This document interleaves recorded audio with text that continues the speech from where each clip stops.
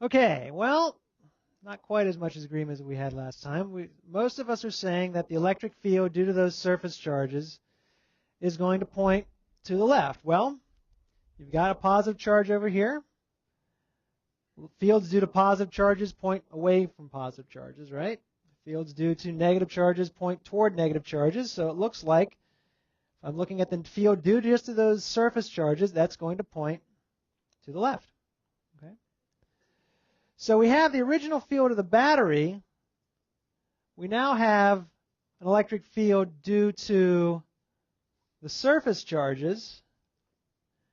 And, well, depending on how long we wait and how much charge builds up here, we can get a situation where we end up with the sum of these two electric fields being E net pointing in the direction we need it to point in the steady state, right?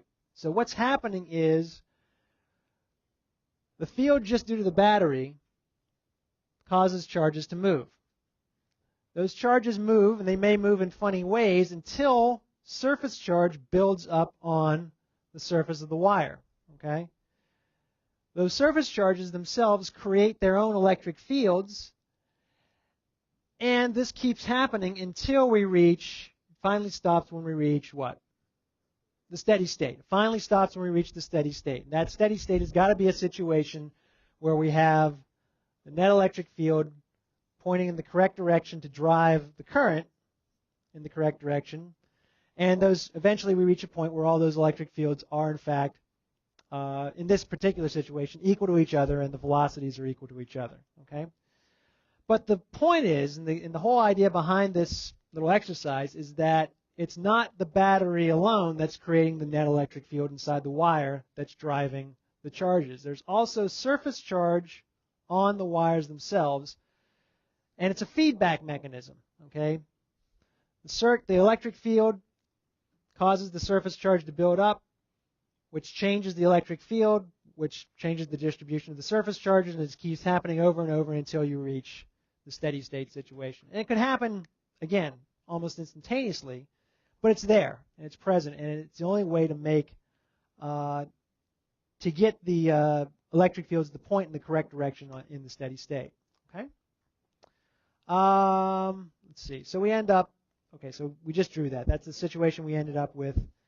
And this apparently is, in this picture, it's not enough to change the direction of the net electric field, but after a while, once more charge builds up, you end up with a larger electric field and a net electric field pointing in the correct direction.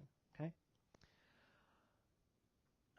That's ultimately what we have to end up with, and this picture is just showing a possible, representation or just a schematic representation of what the surface charge on the wire might have to look like.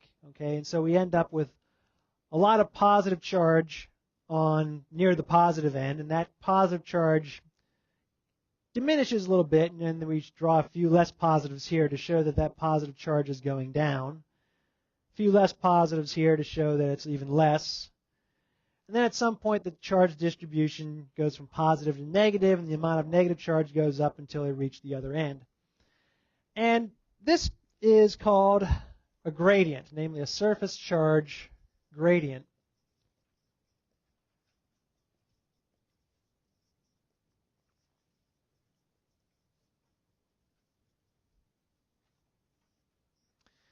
Meaning that, gradient meaning a change, right?